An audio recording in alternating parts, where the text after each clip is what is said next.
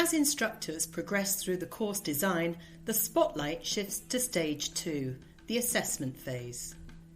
This is a pivotal juncture where instructors determine how to evaluate student progress effectively. Instructors find themselves at a critical crossroads, armed with essential questions and a distinct sense of purpose. Here, the focus pivots towards evaluating students' advancement and comprehension. At this point, instructors step into the shoes of assessors, even before the course commences. They must consider how to gauge the depth of students' understanding. How can they measure their ability to apply knowledge in novel situations? And, most importantly, how can they ensure a just and consistent evaluation process? Drawing on the foundation set in Stage 1, instructors venture into Stage 2, where two key elements take centre stage: performance tasks and other forms of evidence. Performance tasks are the stars of the show, inviting students to apply their learning in real-world contexts. These tasks are significant challenges that encapsulate the essence of a unit or course. Instructors must remember that day-to-day lessons pave the way for students to confidently tackle these tasks. Yet, there's more to this assessment journey. Alongside these prominent tasks, instructors have other reliable tools: quizzes, tests, observations, and work samples. These are trusted companions, offering a well-rounded view of students' comprehension and practical application of knowledge. Before we look more into how these assessments can be created, let's explore an interesting framework: the trio of assessment for learning, assessment as learning, and assessment of learning.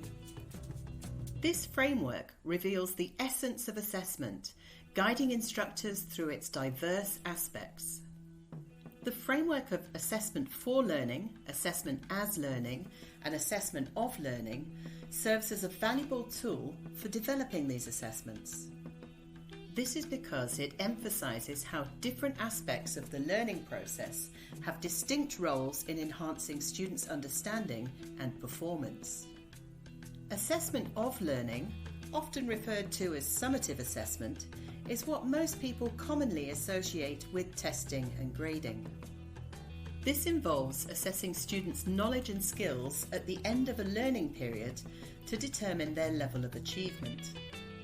Assessment of learning aims to measure how well students have met the learning outcomes and to assign grades or scores. While the primary purpose of assessment of learning is to provide a summary judgment of student performance, it can also offer insights into the effectiveness of instructional methods and curriculum design. Assessment of learning forms the foundation of the end-of-course performance task. However, it's also supported by assessment for learning and assessment as learning.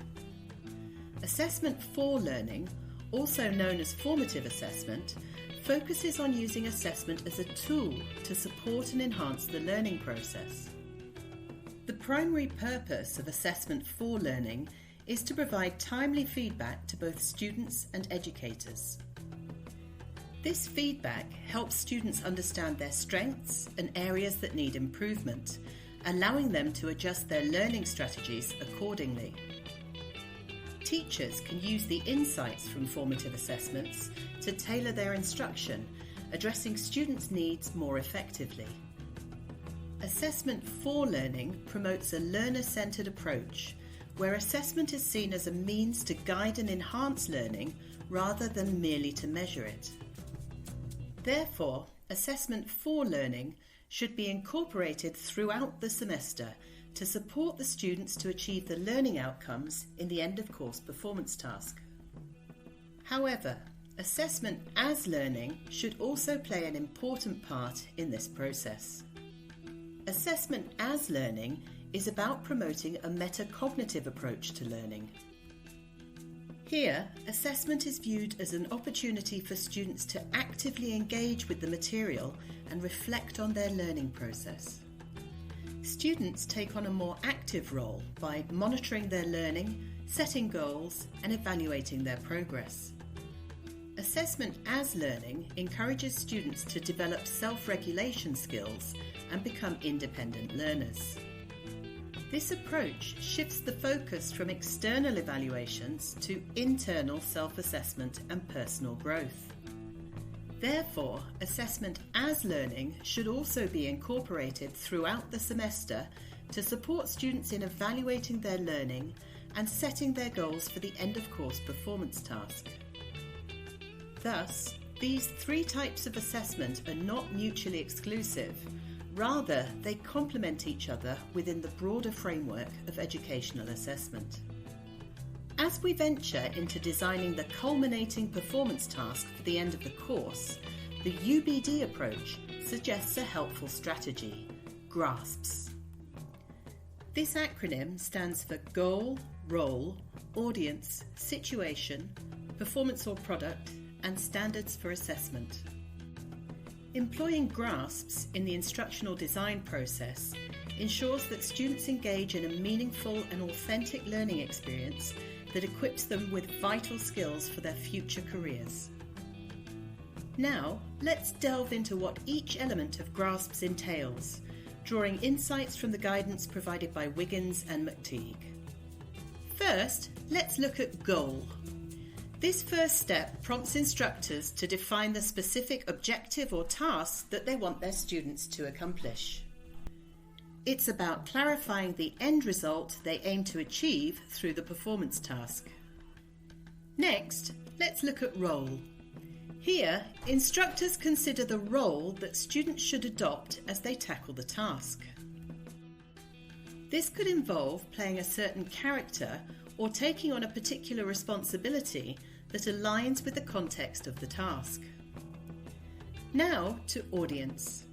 The audience element encourages instructors to identify the intended recipients of the student's work. This step helps students tailor their work to suit the needs and expectations of their target audience. And now to situation. This involves outlining the situation or the context of the task.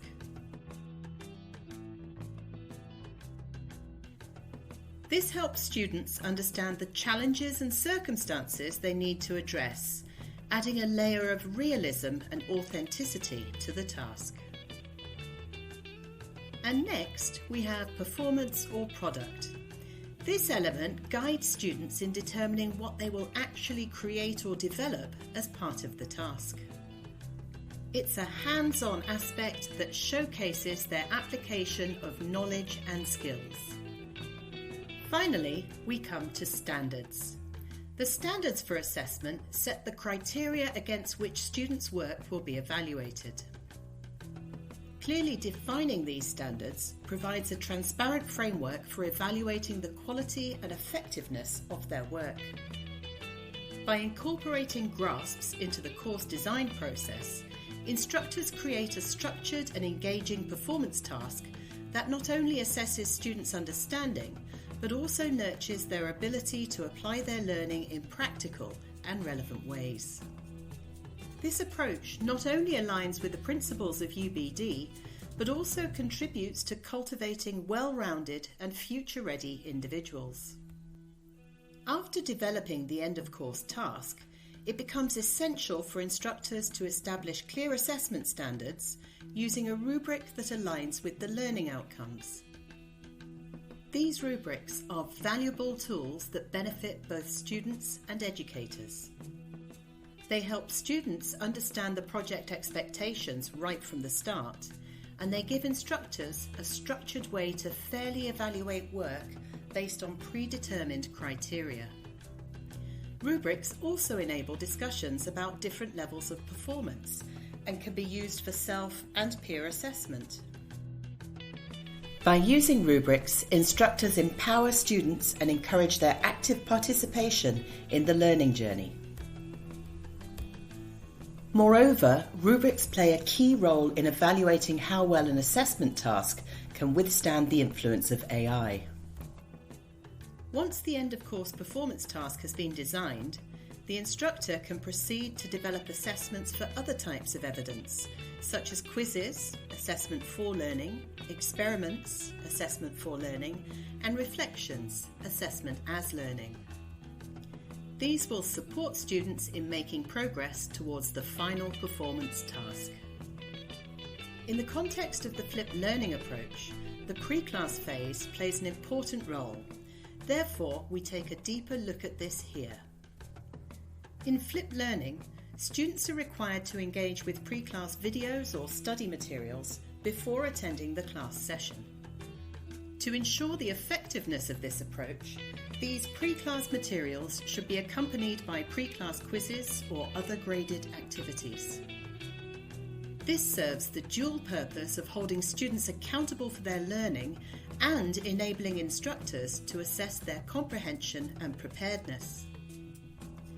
These assessment methods often involve quizzes, assessment for learning, short questions, assessment for learning, or introspective prompts that guide students in self-assessing their understanding, assessment as learning. During the course, the instructor can use the data from these pre-class assessments to tailor their in-class activities, discussions, and examples to effectively address specific gaps in learning. This brings us to stage 3 of the UBD planning process, which we discuss in the next video.